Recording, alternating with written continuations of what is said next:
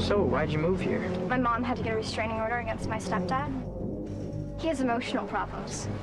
Oh, I have those too. What kind of emotional problems does your dad have?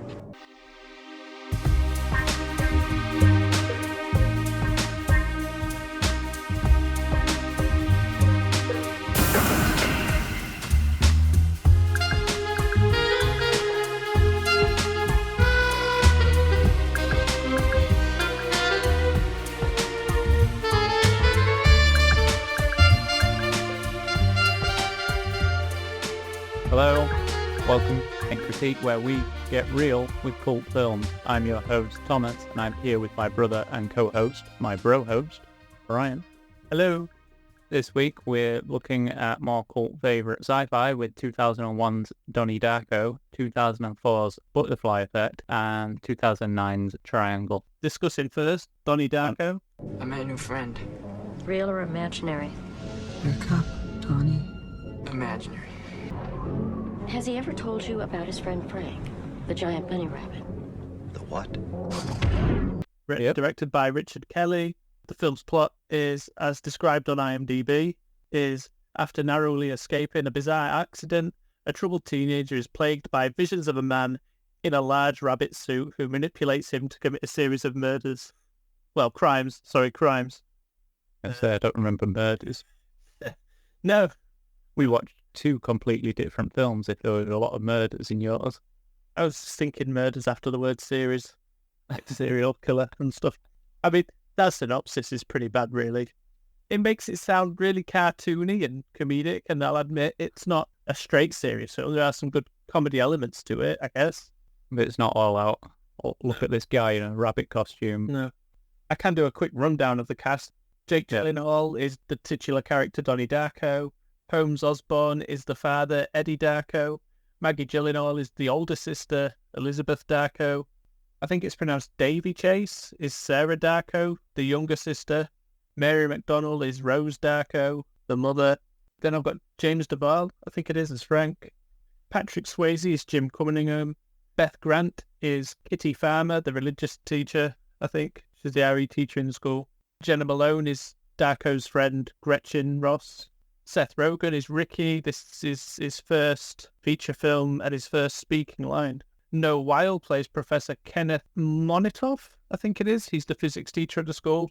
Yeah. Drew Barrymore plays Karen Pomeroy, an English teacher at the school. And just a couple of faces before they were famous, also, along with Seth Rogen, is Frank Kranz, plays a passenger on a bus.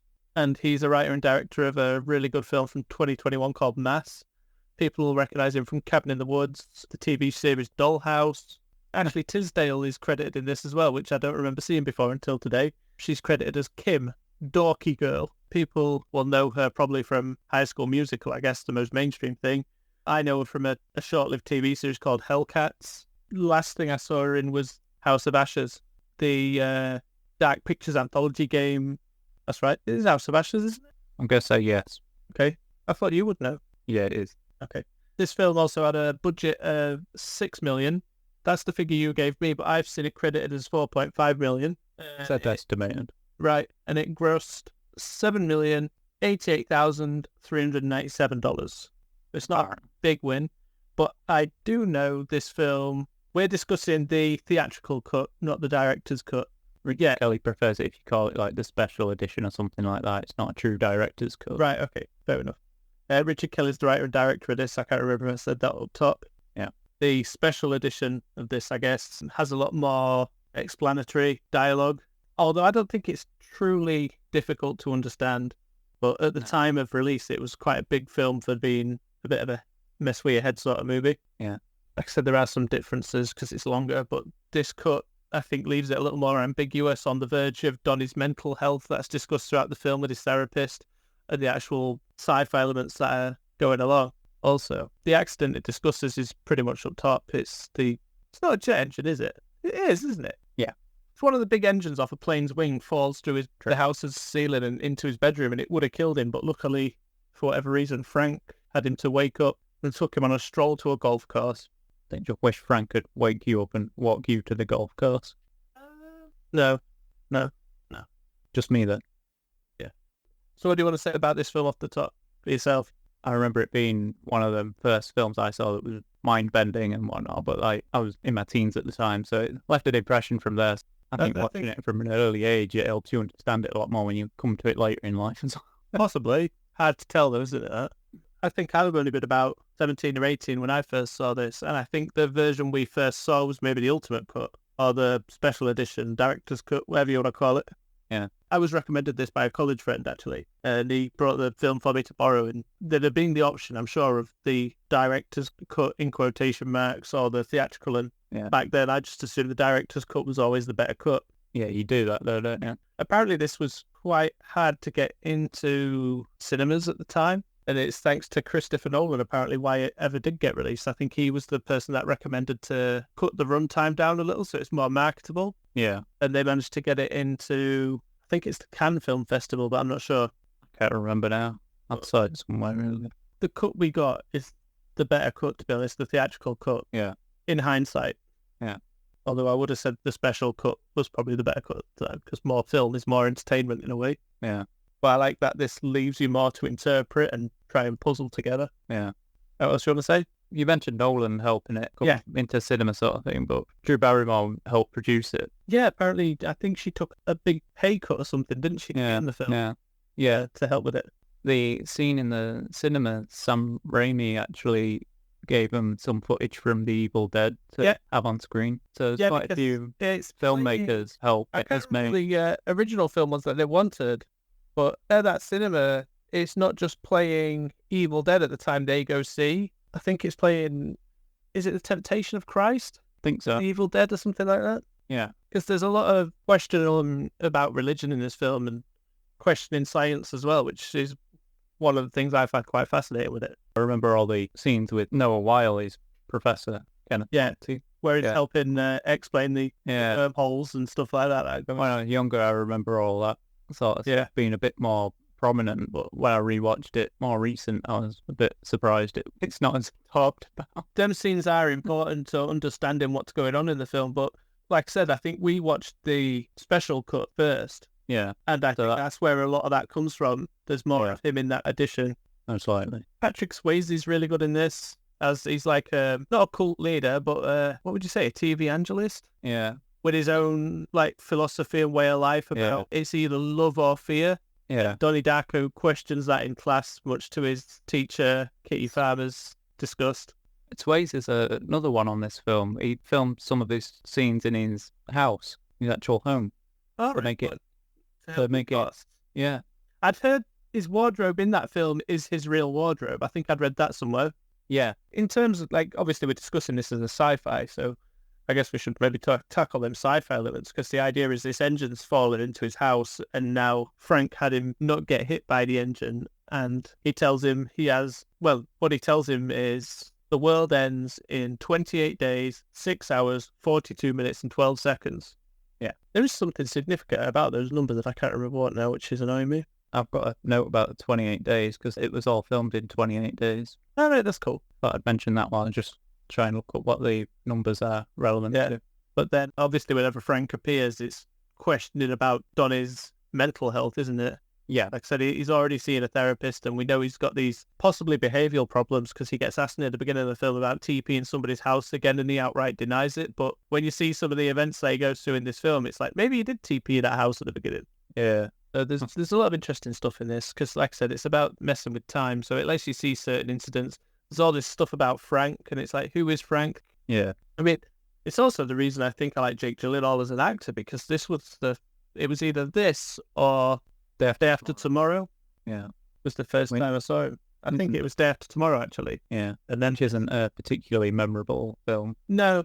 I remember quite liking the look of it when it was advertised, but I don't remember particularly really enjoying the film other than some of the performances. But Jake Gyllenhaal's performance in this really stuck with me, and I've pretty much followed his career since. Obviously, Maggie Gyllenhaal is his sister in real life and playing his sister in this. Yeah. The numbers, that figure comes from adding or subtracting one from each part of the figure. 27 days, 7 hours, 43 minutes, 11 seconds, which is the precise length of one lunar month. Right, okay. Don't think I understand that. Okay.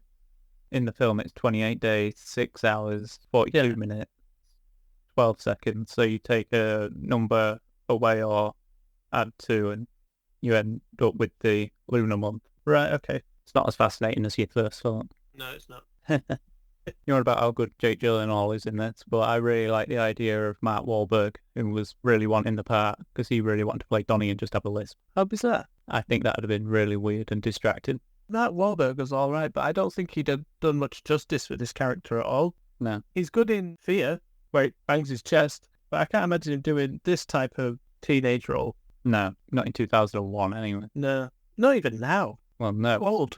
I'm going to say he's a bit old now, dude. I'm not sure, but I think this was maybe Jenna Malone's like breakout role as well. Could have been. People will recognise her from the famous Rebel Moon Part 1.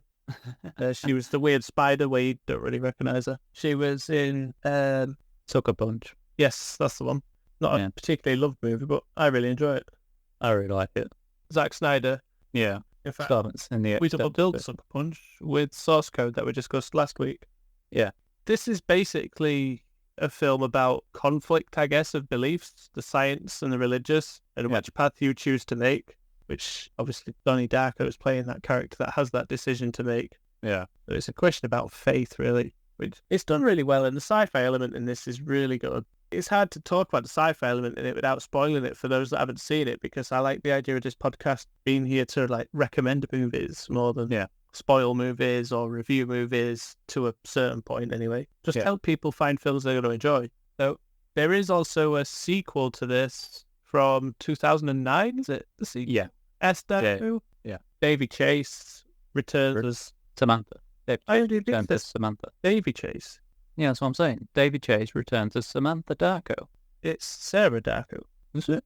Sure. I thought it was. Nah, Samantha. Unless they change it for the sequel. Now I've got to see if they change it for the sequel. Samantha. Oh, my bad.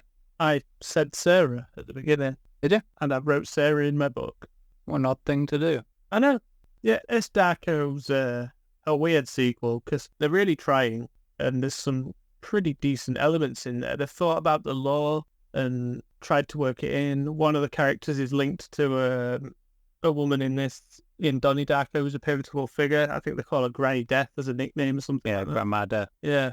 It's not a great film. It's got quite a few recognised cast members for those that watch plenty of TV. I'm sure you'll find some faces you'll recognise. Yeah. But just a really odd sequel in that it exists, really. I don't even think it's a budget thing or why it's not too great either. No, I think it's an experience thing. Yeah. I can't remember who'd done it or what they'd done before, but they're clearly passionate about Donnie Darko and they're getting so many things right, but just don't add up to or on the same bad script in general. Maybe, most likely. Like I said, inexperienced filmmaker. I can't remember who it is. I'm not even going to look. I can't. I'm not good. But it was an okay movie. It's one of them kind of underrated, but it's still not a great film. Yeah, and I don't think it is really bad. No, like it's watchable. Not, yeah, it's definitely the worst film I've ever seen. Anyway. No, God no. But it's one of them where I don't think you'll want to watch it again, because I don't want to watch it again, but I feel I have to because I really want to figure out what it is they're doing right and what they're doing wrong. Yeah,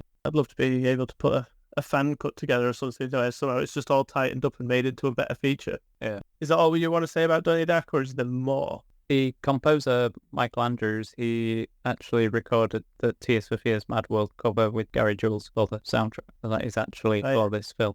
Yeah, it was. People will associate with the first Gears of War trailer, if there was any old-time gamers about there now, I guess. It's sad that we have to think about as old-time gaming. Nearly 20 years ago. No, that's what I mean. I just don't like feeling old. You're getting old, get over it. Is this all you want to say? I didn't know if you wanted to mention Richard Kelly's other works. Oh, yeah, because I'll let you, because you've read the comic as well, haven't you? Yeah, Southland Tales. Yeah. He did a very experimental sort of film because the film is like the last 3 chapters of a story that's previously done in a comic book that he wrote, which is the first 3 chapters. Something like that. It's very experimental, and a lot of people say, oh, it makes more sense if you read the comic book first. Yeah. For that, it's really odd and experimental. Yeah. But I remember quite enjoying it, but not particularly understanding everything that was going on.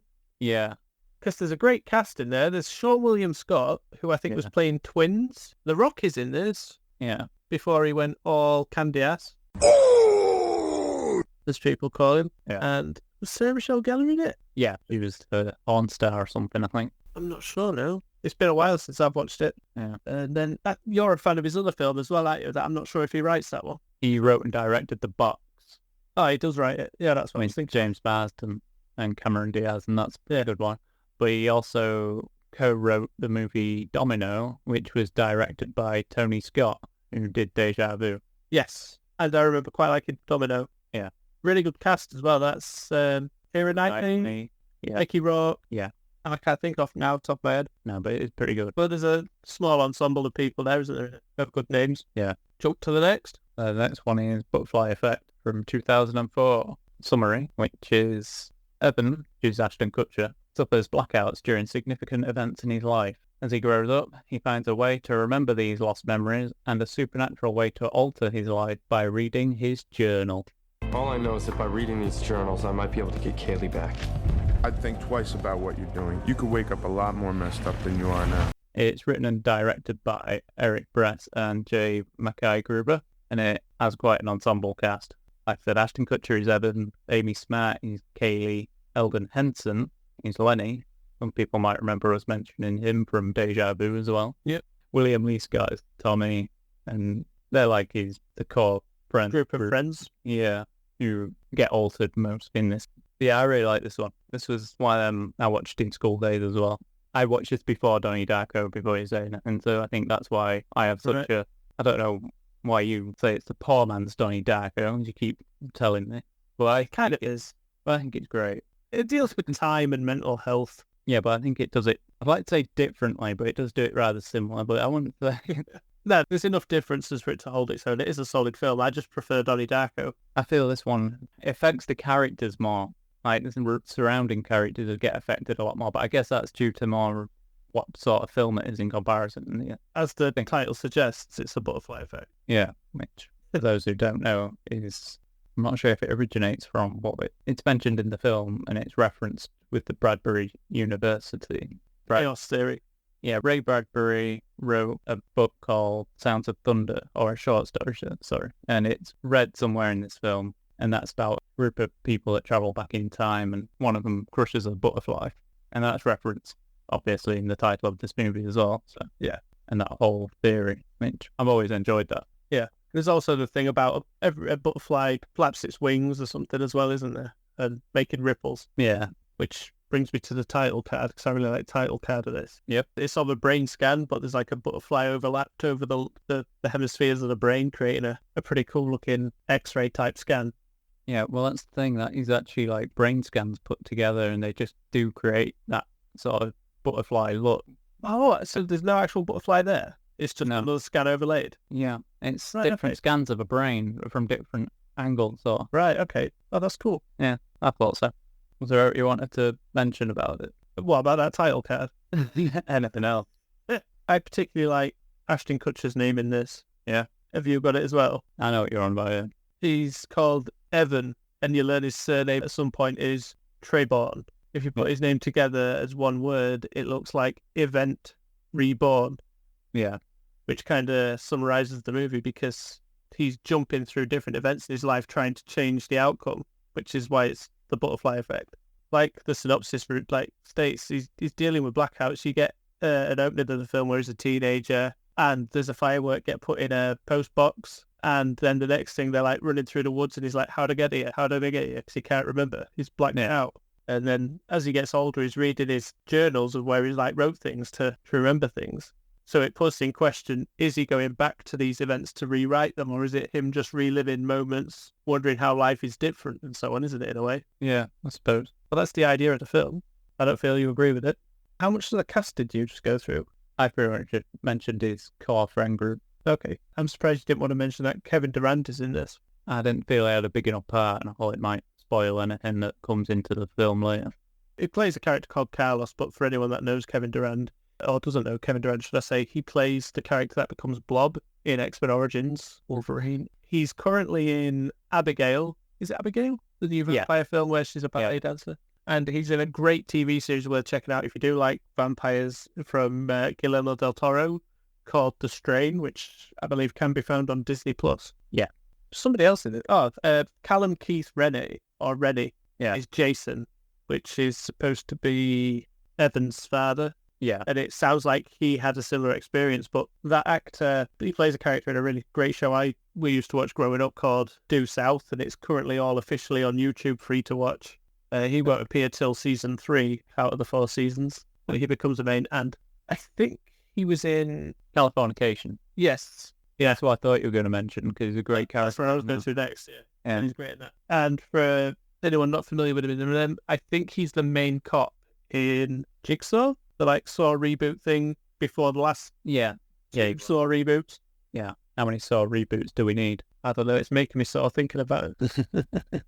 But obviously, because it's jumping through time, you get Ashton Kutcher and his friend group in there, late teens, early 20s, are they supposed to be? Late teens, early 20s, yeah. Yeah. I mean, because there's a great part where somehow he's changed events and he ends up being in a fraternity when he wakes up again. I'm just curious how true this is to frat guys and whatnot anyway, but he's wearing, when you see him dressed, he's wearing the T-shirt of his fraternity and the hat of his fraternity. I think you said, when I said it then, it's just to show that he's so different now, but it's just so weird, I think, if you were in a fraternity to just wear it like that. Yeah. Do you have any trivia about that fraternity? Not really. Well, it reads, if you were to read it, it would be sci-fi. Ah, right, yeah. I can't remember what the third letter was, but just playing to the genre. Yeah, of course it was. In fact, that's what's pretty great about this episode we're doing, because all 3 of them are sci-fi related, but none of them are hardcore sci-fi, similar to last week. But I think last week's were maybe more sci-fi than these. Yeah, last week was more sci-fi, crime. Yeah, and crime thriller. Yeah. This week it's sci-fi with emergence of... The sci-fi really takes a back seat in these and becomes just just a little part of mechanic in the story, isn't it? More than an actual... Yeah. The story itself. Yeah. And I guess you get to see the cast in general, because he's changing time and in his past, and it's having an effect on who they are in the present. It really lets these actors, I guess, flex their acting muscles. Yeah. I think Eldon Henson maybe does the best at playing these different roles. It's not the same for Ashton Kutcher, because he's always getting their memories, so he's quite static to that one character. Yeah, Eldon Henson goes through probably the most changes. But he's the one that really comes off. Amy Smart plays a few renditions, but I don't think she's really pushing any barriers with her acting capabilities in what she has to do, if you know what I mean. No. There's maybe one particular version of her that's really different, but I don't think it's as hard for her to play as some of the roles that Henson had to do in this. No. Well, that's another thing. I think he gained weight or lost weight, either or. He filmed certain scenes first because he wanted to be in a certain shape, and then he had to gain 20 pounds. So that his sequences are kind of shot out of order. Yeah, I knew it was somewhat like that. Yeah. Did you see who certain cast members or certain characters could have played them? I saw a few, but I know Ali Latta dropped out from playing Kaylee, so he got that. And Ali Latta was in Final Destination 2, which the writers-director did that movie. Yeah. So that's probably why she was attached to this. Have you not seen who could have been Evan? Yeah, his fellow castmate from Do Boys My Car, Sean William Scott. Mm-hmm. Josh Hartnett, who I think would have been good in this, and Joshua Jackson, who I don't know, not seen his potential or something.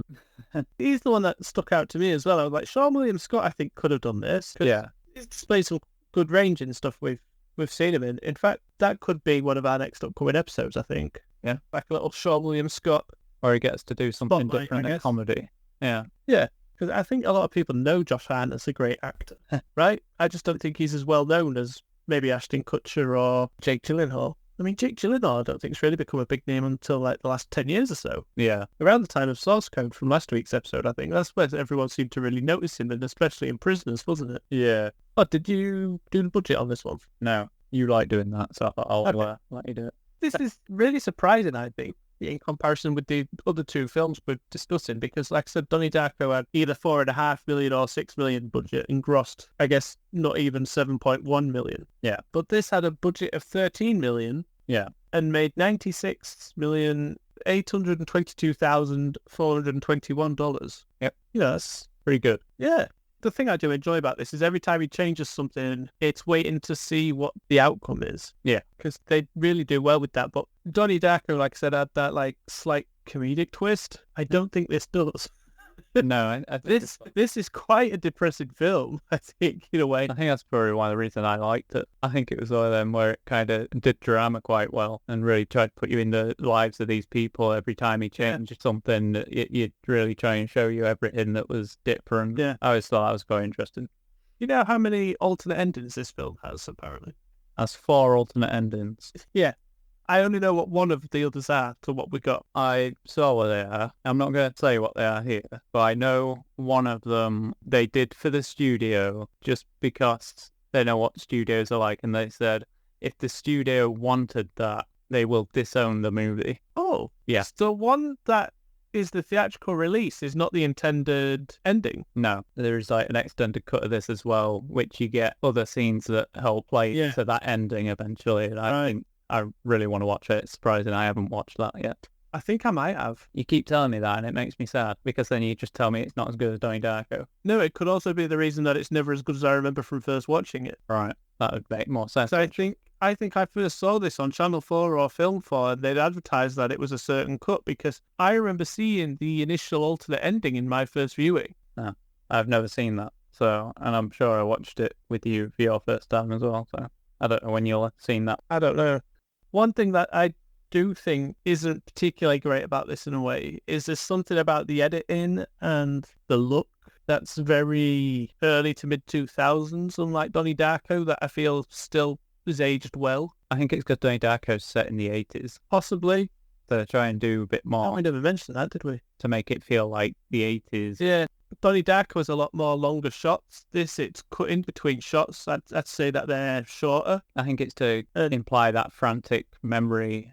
Possibly, yeah. But it did something I really didn't like. Oh. Just once. I was hoping it weren't going to do it again, and it didn't. It's when Lenny grabs him in one moment and pushes Evan towards a wall. Yeah. You get a horrible sound effect in the score that's often found in horror films, and it's just very it's still in horror films now, but it came about around this sort of time. And the fact that this film isn't an outright horror, it's just kind of got some horror elements in the drama. Yeah. It can kind of get away with it, but I don't feel it holds up because they only do it there. Yeah. And it's not really required at all. It's like trying to get a jump scare out of you, I feel, and it's not really worth it or effective. No. I think it's one of the things that probably work better in cinema and for shock value. Yeah, maybe. That's what this movie, and this movie did try and do some shock values. Oh, definitely, yeah. Yeah. But just to show you how different things are, there's one particular thing, and that is just brilliant. And that's one of my favourite ones. I'm not done really well as well. They didn't do it like they normally would for those scenes either, it sounds like. No. But like you, I won't spoil it for them that haven't seen it. Cause like I said, I'm hoping this is for people to find films to watch more than I remember first time watching this, I was like, holy crap, that's brilliant. Yeah. It's not as shocking once you know, I don't feel, but I think that shows that the initial shock it wanted to do on a first watch holds because you've remembered, which is pretty great. It's the character drama that really hits in this one, though. Or it does for me anyway. I really like it. Yeah, it's interesting. Their interactions and everything, how they change throughout. I think it's really well done. And how he doesn't always recognise them when he wakes up. When he gets back to them, there's like a disconnect there. Yeah, because he's not really doing well himself. And is there anything more you want to say about this one? I think it is odd that Ashton Kutcher decided he was going to research psychology and chaos theory for this movie. Yeah, I've seen him I've heard him in interviews on podcasts, and he's quite academic anyway. He loves all that sort of stuff, and he deals with... I imagine he just wanted to understand the movie and his character a bit as well, so... He likes to invest in upcoming projects and stuff, so he's clearly a well-read person, to be honest, which is not what I think you would expect from him. Yeah. Oh, and the only reason this film got made, really, was because he had signed on, and the writers and directors, they'd done Final Destination 2. Yeah. So I think that helps studios just go, we need to pump more money. I think that's where the budget comes from as well. Right. So it sounds like this was a movie that weren't going to happen. Like it had been in development for a while or wanted to be made. Yeah. I can't remember what I read about the script now. So who knows? This could have been made before Donnie Darko. There's a possible chance. Donnie Darko is still the better film. Don't know how long the script's been kicking about, but that's all I'm saying. I think the mental health aspect in this is done a little better than Donnie Darko. Yeah? Yeah, because I love Donnie Darko to bits, but when I try and see it through a mental health aspect of his character, I don't think the film can hold up on just that alone. No. And I think them scenes are usually played rather comedic in comparison to the rest of it. There's a little comedy there, or it's just the fact that it just doesn't hold when you think about what's being said and what's being shown Yeah. it kind of undoes itself from that angle. This, I feel, is quite consistent. This could easily be where it kind of ends with him just trying to figure out his past memories and traumas and stuff, and what could have been and what should have been, and because it's very normal for anxious people to relive past memories and so on anyway. Yeah. And I think that holds up with this quite well. I don't think there's anything there that undoes it. No. I think in Donnie Darko's thing as well, it's more to do with, like, on a first watch, it's more for you to think, is this in his head? Is this actually happening or what? Yeah, and even if you think, is it actually happening, you've then got to question the how and what's happening kind of thing with Donnie Darko. Yeah, this, I think, puts it all in perspective, mainly. For Butterfly Effect, I think it's pretty much more there. Yeah. Kind of more explained as well, I'd say. Yeah. I'm not sure. Some people will probably be a bit confused at how he can read things and go back in time, but hey, like you said, it could be just reliving the memory. Yeah, that's what I think it's supposed to be seen as anyway, or there's no real point to the mental health aspect of it, if you know what I mean. I think it should play in equal parts to the actual events we're seeing. Yeah. I guess through the gross that this made in comparison to its budget, it's not unexpected that they tried to capitalise on this then. With sequels. Yeah. As in The Butterfly Effect 2 from 2006, which oddly had the same composer. He was like the only guy who came back. Oh, right. Okay. Yeah, that was about a guy trying to stop a car crash and his friends from being killed, isn't it? Something, which is a bit of a dull one.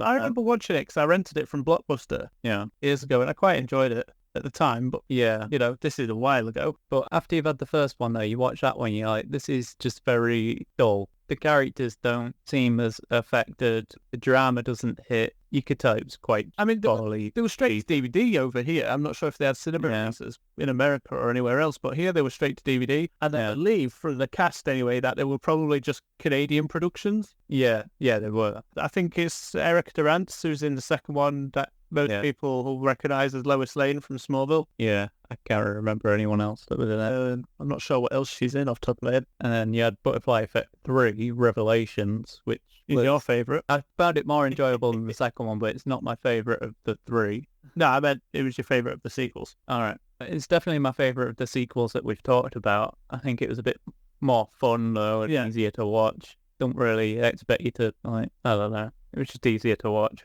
It was about a serial killer, and he was trying to figure out who the killer was. And I don't really want to talk about that one that much because it would spoil it a lot, I think. Yeah, I'm not sure if I remember enough to talk about it enough. I apparently enjoyed it quite a bit and remember it a lot more than I do some of the... I think it had the guy from the OC in it. Yeah, I think is his name Chris McCormack or something. Something like that, yeah. He's in something else, I can't remember. He played Jeff Johns in an episode of Smallville. I'm sure he's also in another, Into the Blue Q. Yes, which had Paul Walker in. Yeah, I should start to mention that. And Jessica Alba. Yeah. Oh, Chris Carmack. Sorry, I kind of mixed all his name up. Yeah, you were close. Yeah. What you had was more accurate to the guy that I had as the man from the OC. Yeah. Because that could be literally anyone from the OC. Yeah. I did enjoy the third one a bit. Like I said, it's an easier one. I think it was just more what you expect. But I think Butterfly Effect lends itself to sequels. Yeah. A lot easier than Donnie Darko. Yeah. Is that it for the Butterfly Effect? Say so. Okay. On to Triangle. Change the pattern. You changed the pattern and not tracked. Who are you?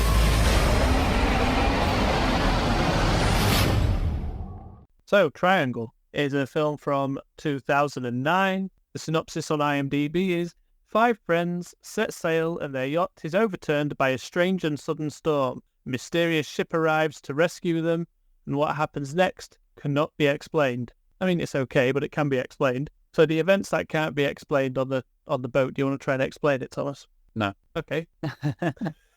It's written and directed by Christopher Smith. It had a budget of $12 million and it grossed a terribly, $1,333,421. And I know about £9 of that is me. I remember going to see this in the cinema. It stars Melissa George as Jess, Joshua McIver as Tommy, Jack Taylor as Jack, Michael Dorman as Greg, Henry Nixon as Downey, Rachel Kapari as Sally, I can't read my writing again, Emma Lang as Heather, Liam Hemsworth as Victor, and Brian Roberts as Driver. Did you just wanted him listed in because he's Brian with a Y? It is, yeah. That, and there's an important part of why I noted that as the driver. Right. the film opens and she's telling her son about bad dreams. And then the next thing we know, she's on her way to a boat trip with some friends on a little yacht. And then the winds come and sweep the yacht. And one of the members in the party on the yacht are now missing, presumed dead. And then out of nowhere, a great big, like, what is it, like a cruise ship turns up? Yeah. And they basically dock onto that. And from there, a mysterious figure starts killing them. But somebody claims that they saw her kill them or attack them. Anyway, it's like, what? No, I've been here the whole time. It weren't me. Then we see the mysterious figure, and they're wearing a sack on their head, similar to Jason from Friday the 13th. I never thought of that being a reference. No. No. And then later they find, I can't remember if I think a body gets found or they get killed in this room, but it's 237, which is a reference to The Shining. Yeah. Before that room appears, I noticed how they were shooting the corridor on the boat was very The Shining with how the camera moved. With a message on the mirror, like in The Shining. Oh, I'd not thought of that one. Yeah, quite a few really odd references to The Shining. Yeah, and I don't blame them. Even the axe, I guess, because the axe is one of the murder weapons that this masked figure has. Yeah. Also, one of them asks what the time is because his watch is broken or something, and he says the time, but she looks at her watch and it matches the clock on the hall. Right. It's not in sync with everyone else's. It's in sync with the one on the ship. That was very early on as well. And as they're going around the ship, not long after they've said that, she says she's experiencing deja vu. Yeah, which was the movie we discussed last week. Yeah. Although this is more about deja vu than that one, I would say. Probably. Early on in the film, they reference Aeolus, which is the son of Hypates in the Greek gods. Yeah. He was the god of the wind. And it was a strong wind that blew their boat over. It just seemed to come out of nowhere and then just drops and disappears completely. And I think it's also the name of the boat that they're on. I think so. I believe so. The symbol for the boat is like an A overlapped over an O, and they're the Alpha Omega. Yeah, they're the letters for Alpha Omega. And obviously that's the beginning and the end, which plays into this film's idea of this triangle of three sides repeating kind of thing. You join one to the other, and then you're back at the beginning. Yeah. Which is a relevant part to the plot that does eventually all get put together as you watch it. They also discuss when on the boat about, I'm not sure if I'm saying it right, Sisyphus, who is the son of Aeolus, and he was punished by Zeus, I think, to push a boulder up a hill repeatedly. And when I say repeatedly, I mean that once he would get the boulder near the top of the hill, the boulder rolled back down and he had to start this process again. And I think he only managed to cheat that by dying. I'm not 100%. It's something like that. I couldn't find the whole story what I was looking for fast enough. It made me laugh because there is just a scene where they do reference all that. And it just... Yeah, really early on. Yeah, for me it just feels like it kind of just comes out of nowhere. Yeah, she says, I did this in Greek studies or something. Yeah.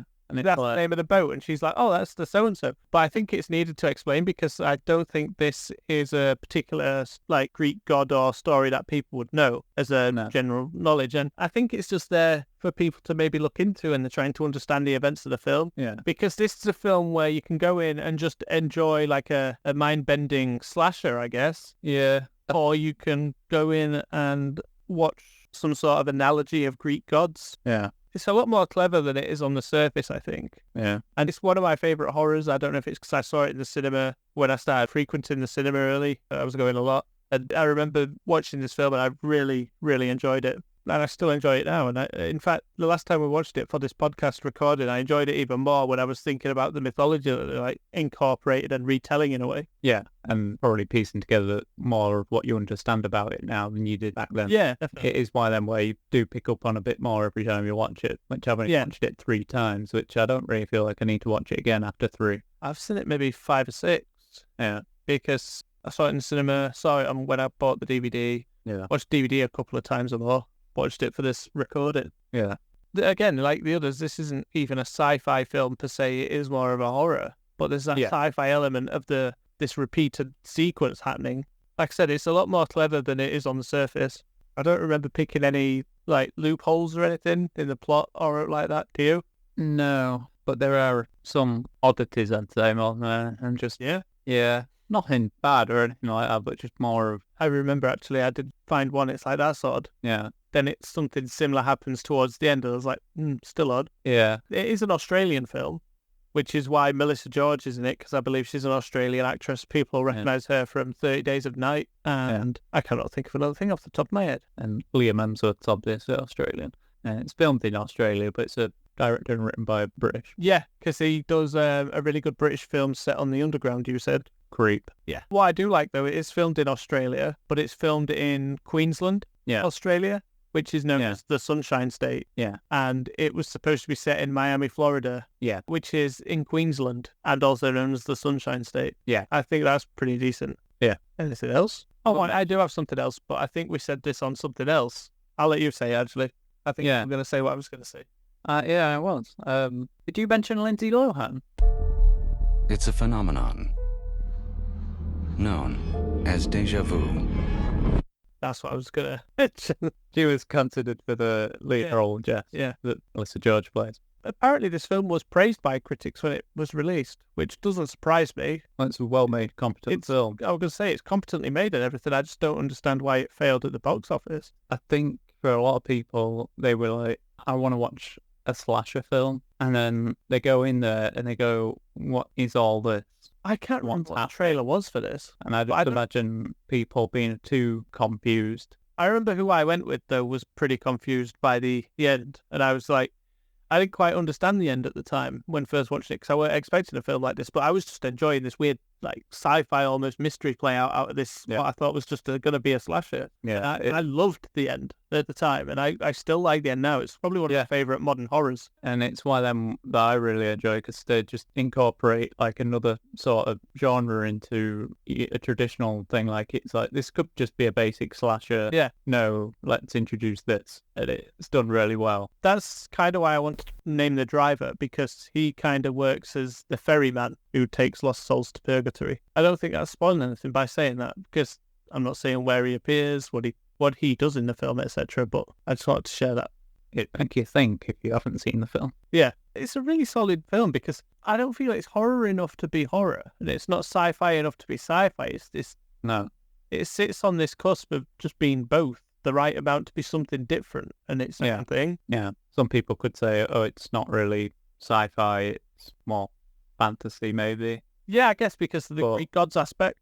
Yeah, but I think it's supposed to be like the Bermuda Triangle type thing. I mean, that's part of the name as well, in a sense, but I'm not sure where the Bermuda Triangle sits in relation to Florida. No. But that's how I interpreted it at the time when I first watched it. I thought it was a play on the Bermuda Triangle myth. Yeah, but then again, it's also what happens to those people that get lost at sea, so... Yeah, I think it's pretty decent modern horror film. I mean, do we still call it modern horror when it's 09? It is to me. You know, we've had like 100 years of horror films, so I guess within that... It's 15 years ago, so it depends how you want to call modern. Yeah, I would say it's a modern horror still. I think it would maybe do better now if it was released now. Yeah. If A24 was to release this, I think they'd cut a different trailer, and I think people would definitely go see it, going, oh, it's A24, it must be good. I do think it would be divisive. I think certain people come out really liking it, and some people are like, I don't get it. Yeah. And I don't think there's really nothing to not get. You either accept what's happened is happening, whether you can explain it or not, or you can explain it away and it understands what's happening. I mean, Melissa George is great in this. She has to do so much because she's pretty much the only real lead character in this. Yeah, everyone else is like a support, not always in it, because some of it's just her running about the shit. Yeah. These three films have all been like the one central character is affected mainly. No one else seems to know what's happening. Yeah, which I'd not really thought about that. Yeah. I wondered if there was a mental health aspect side to this, but I haven't been able to put one to it. Probably because I stopped thinking. I don't really want to say much about why I thought it could have been actually. I have one theory, and I don't know if to say what one of my theories are on the mental health side. Yeah. But they go on about her struggling with her mental health in the film as well. Yeah. And that's why they keep questioning her, like, what's up with you? Why did you bring this crazy lady and all that sort of thing? And then when you're watching it, you're like, she's not crazy, is she? Yeah. It's you lot not listening to her. This and Donnie Darko are my favourite two out of these three. I don't think there's one bad one amongst them, but I think Donnie Darko is kind of doing a lot of the stuff that I like in the Butterfly Effect, but better in a way, in the terms of messing with my head and trying to follow the events. And Butterfly Effect isn't really about messing with your head, though. It's more about the character drama, and that's Yeah, why it's probably yeah. my favourite one. I mean, I think that's the same for Donnie Darko, but I like the fact, like, with both this and Donnie Darko, there's this idea of trying to unravel what's happening with time in a different way. As Plus, Butterfly Effect, there's the mechanism there about time explained to you. It's like, okay. Butterfly Effect kind of goes into one of my favourite things, though, where it's kind of like the superpowered character trying to save people. I mean, that's And Donnie they- Darko as well. And then they did, yes, but it's not exactly the same. Like, Butterfly Effect, I feel, actually feels like a superhero film gone dark in comparison. Yeah. Like, And that's what the Butterfly Effect 3 really lent into. That is more of a superhero film. we had this discussion quite recent about how the Butterfly Effect would be the perfect sort of thing to adapt as a comic series with different people having this power and using it in different ways. I think a comic book, a TV series. Yeah. The other sequel films that have been, the third one's okay, but I think you could do better films from them. I think the second one is better made, but the third one had a better idea. I actually think the third one was better made as well. It had style. The second one's just very dull and flat, and it's not very good to look at or anything. No, but I felt like it was made with competence and the script was tighter. No, and the script was awful. I disagree. The third one was okay. And the third one had a great plot idea, but the script weren't particularly great at conveying that plot idea. It was fun, though, and enjoyable to watch. As the second one's, it's very dull. I'm not saying it's not dull. I'm just saying it's a more competent film, I think. If it was competent, I think it'd be more enjoyable to watch. I disagree. I'm not saying it's incompetent. I'm just saying it's more competently made than the third one. I know what you're saying, and I'm disagreeing. I know, and I disagree. We all disagree. Anyway, Triangle. Is that all we had on this? I was going to mention that the composer, the guy who does music, Christian Henson, he did Storage 24, which was a horror film dubbed by Noel Clarke, and that was pretty good. And I can't remember who else was in that, but yeah, that was pretty decent. And then he did scores for the video games Assassin's Creed Black Flag and a really good one, Alien Isolation. Oh, right, cool. I can see why he does Alien Isolation from this movie alone. Well, Storage 24 as well. That was one That was like Alien in a storage warehouse thing, wasn't it? Yeah. That was a great film, I remember, right? It was an alright film. Do you have more? I don't have much on this at all. I've said what I pretty much have to I've said all I feel I can say without ruining it completely. Yeah. I already feel I've maybe said too much. Possibly. If you like slasher films, it's worth a try, right? Yeah, this is the one where if you like a slasher film and you want something a bit different, watch this. For Butterfly Effect, I would say if you like films about people with superpowers and you want to watch something a bit darker and, it's kind of that. And or if you like a good, like a sad drama kind of thing, like a melodrama or something. Yeah.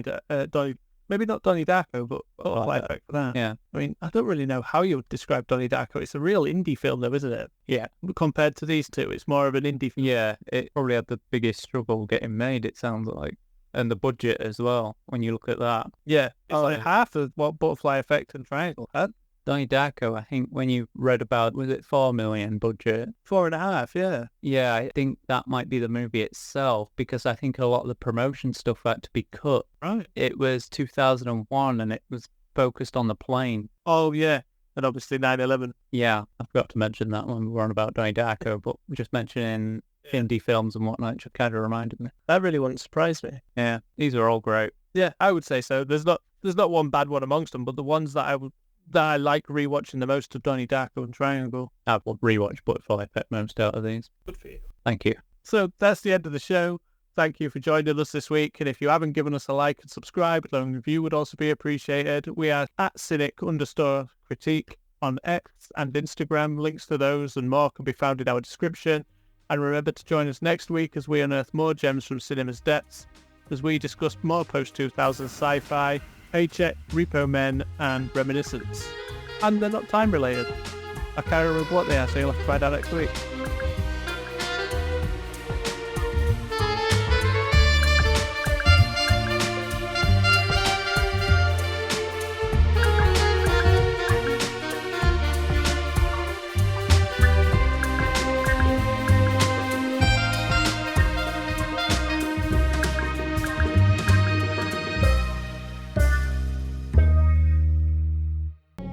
Every living thing follows along set path, and if you could see your path or channel, then you could see into the future, right?